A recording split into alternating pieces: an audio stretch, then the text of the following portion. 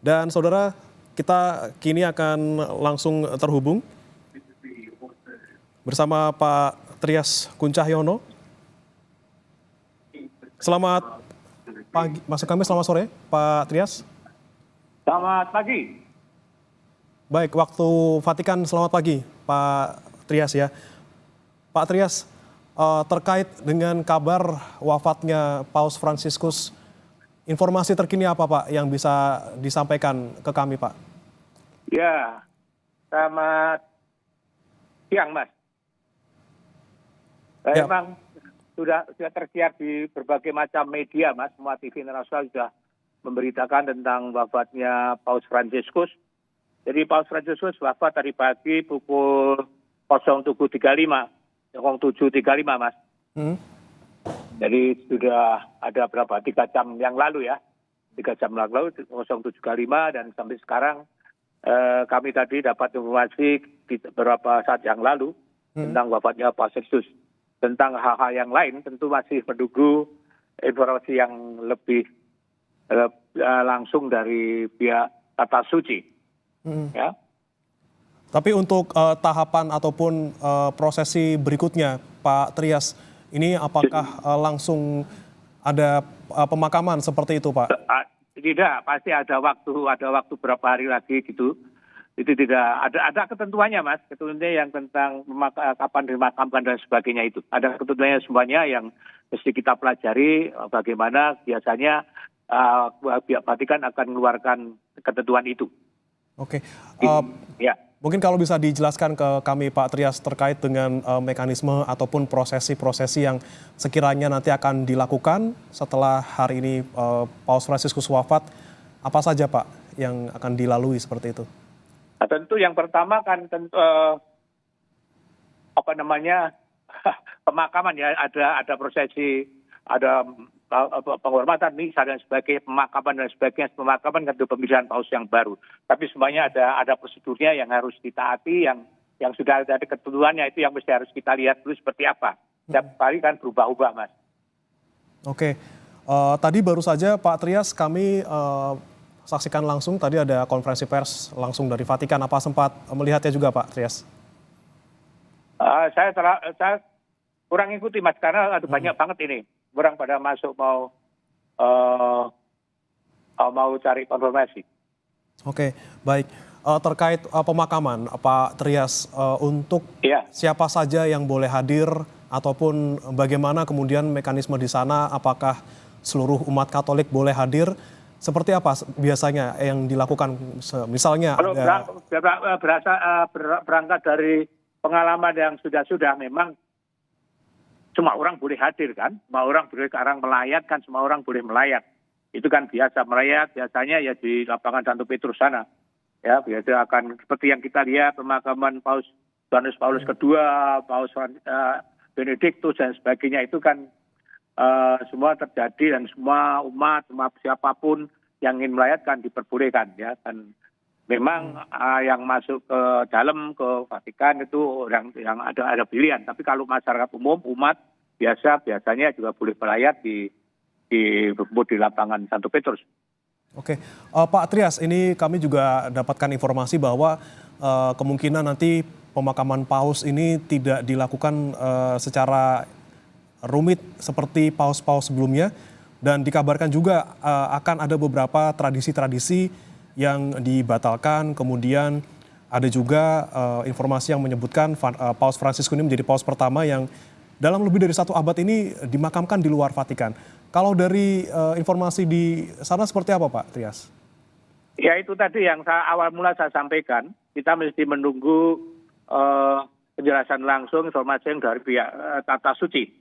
Karena Paus menginginkan pada waktu itu menginginkan banyak perubahan yang tadi yang seperti Anda sampaikan, penyederhanaan dalam pemakaman. Itu memang iya, dan harus kita lihat lagi bagaimana nanti seperti apa penyederhanaan itu ya, kita kan belum tahu sepenuhnya, sehingga memang tadi seperti saya sampaikan mesti menunggu informasi yang lebih detail dan lebih jelas dari pihak Tata Suci. Dan memang Paus sendiri sudah menyatakan beberapa waktu yang lalu tidak ingin dimakamkan di makam bawah Basilika Santo Petrus.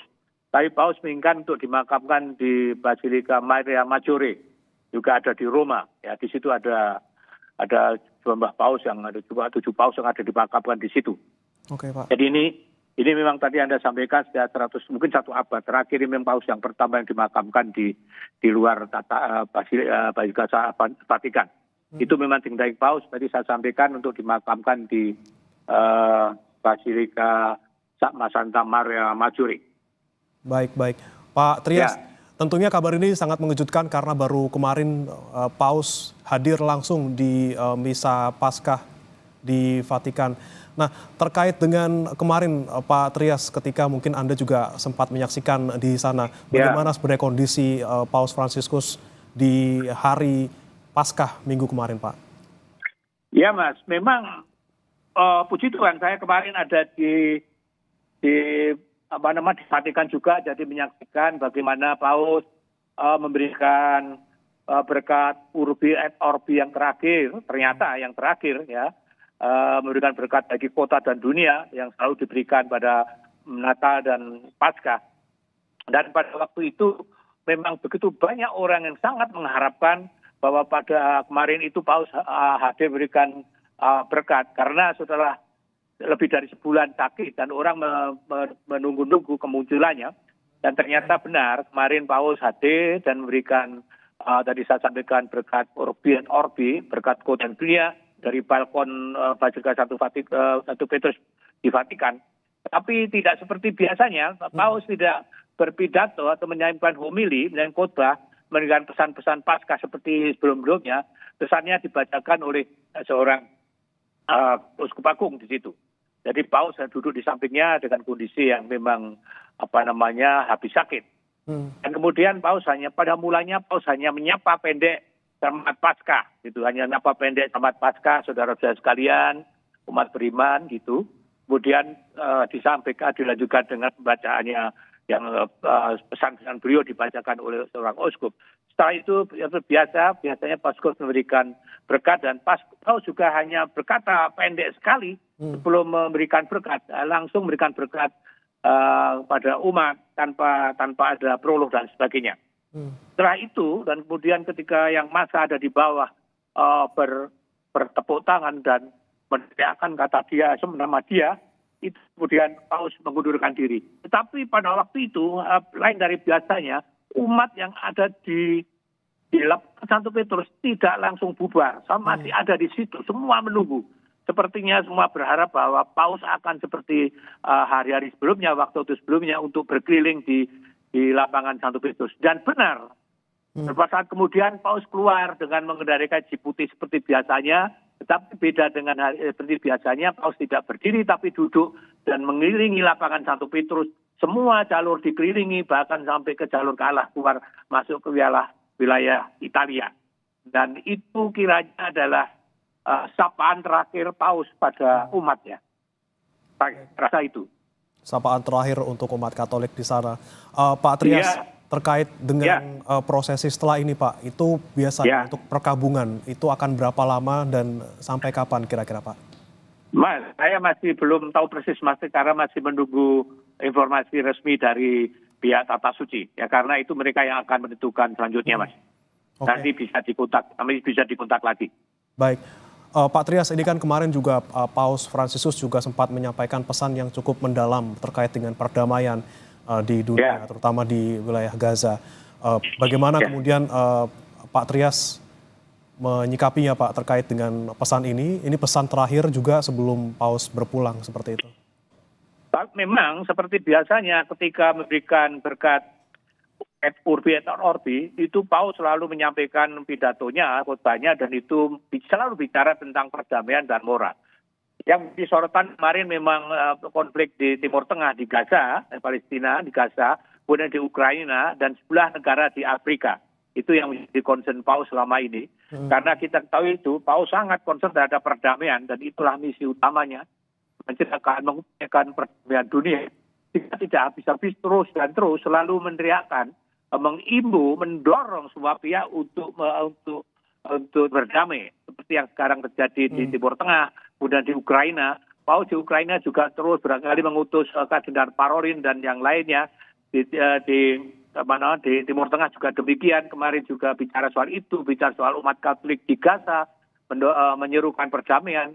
Kita tahu bahwa setelah serangan 7 Oktober yang tahun lalu, itu yang pemimpin pertama yang pertama kali menyerukan senjata-senjata adalah Paus. Paus yang menyerukan senjata-senjata dan terus kemudian juga mengecam serangan itu. Dan saya kira itu menjadi concern utama Paus untuk mengupayakan perdamaian. Itu, Mas. Pesan-pesan perdamaian terus disampaikan oleh Paus semasa hidupnya ya, Pak Trias ya. Pak Trias. Iya, Mas. Iya, Mas. Itu memang misi beliau untuk membawa perdamaian dunia, Mas. Oke. Sesuai dengan namanya Francis Assisi, ya kan, membawa perdamaian dunia. Kita tahu kisahnya. Ya, Mas.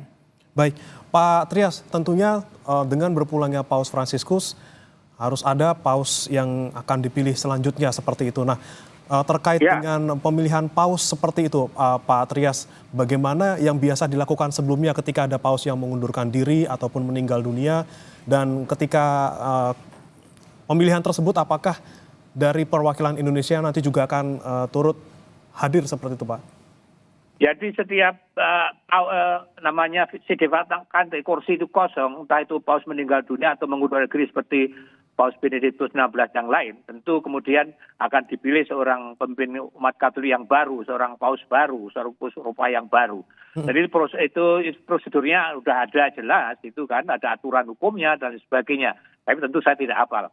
Ya, ada aturan hukumnya, ada sebagainya. Yang saya tahu yang berhak untuk memilih dan dipilih adalah para kardinal di seluruh dunia yang umurnya di bawah 80 tahun. Jadi yang punya hak pilih dan dipilih adalah semua kardinal yang umurnya di bawah 80 tahun. Jadi kan umurnya sudah 81, lebih dari 80 tentu tidak punya hak untuk pilih dan dipilih. Jadi kalau dikatakan apakah Indonesia punya seorang kardinal. Ada 2 kardinal, satu kardinal Darmoatmojo dan kemudian kardinal Justinus Kardinal Ignatius Suharyo. Ya, ada Kardinal Suharyo dan Darmoatmojo. Tapi kita tahu bahwa Kardinal Darmoatmojo sudah lebih dari 80 dan Kardinal Ignatius Suharyo masih tahun ini kalau nggak salah 75 tahun. Jadi Kardinal Ignatius Suharyo tentu punya hak pilih dan dipilih. Ya, apakah Kardinal Suharyo akan berangkat ikut konsili untuk konklav? Saya tidak tahu. Itu yang tahu Anda bisa tanya kepada Kardinal Suharyo. Oke, berarti belum ada kabar ya Pak ya, Kardinal Suharyo akan ke Vatikan, Pak? Belum. Silakan Anda Kompas TV bertanya kepada Kardinal Suharyo. Saya belum kontak pada Kardinal Suharyo. Jadi beliau apakah akan hadir atau tidak. Tapi seperti disampaikan, semua kardinal di seluruh dunia yang berusia di bawah 80 tahun berhak memilih dan dipilih dalam konklav dalam pemilihan paus. Itu kan. Baik. Pak Trias, mungkin kita juga masih membicarakan terkait dengan mungkin siapa yang selanjutnya akan menjadi paus setelah Paus Fransiskus. Nah, biasanya ketika ada paus yang berpulang ataupun mengundurkan diri, siapa kandidat kuat yang sekiranya akan menjadi paus berikutnya dari sekian banyak mungkin kandidat yang ada di sana, Pak? Wah, kalau beda, Mas, kita tidak seperti pemilihan presiden, Mas. Jadi siapa yang kuat, siapa yang lemah, tidak ada. Semua punya potensi untuk jadi paus. Jadi, semua punya potensi dan dikatakan bahwa paus, istilahnya Papa Billy, semua ada berpeluang jadi paus. Memang kemudian media biasanya memberitakan siapa yang berpeluang dan sebagainya. Itu analisa yang beredar. Yang kalau saya katakan siapa yang kuat, saya tidak tahu, Mas. Iya. Tentunya itu nanti akan tergantung di sana ya Pak ya, di Basilika. Iya. Karena semua punya, tadi saya sampaikan semua hak pilih dan dipilih ya. Maka saya sampaikan sangat berbeda dengan pemilihan pemimpin negara ya, pemimpin negara yang umum dimanapun berada. Ini berbeda sekali dengan yang ada di pemilihan seorang paus karena dia pemimpin agama atau suci dan sangat berbeda. Ya, dan ini prosedurnya berbeda, cara milih berbeda, tidak ada kampanye, tidak ada yang dikampanyekan, tidak ada yang mengkampanyekan diri, tidak ada yang mencalonkan, tidak ada yang dicalonkan, itu prosedur seperti itu. Oke. Kira-kira seperti itu, Mas. Baik.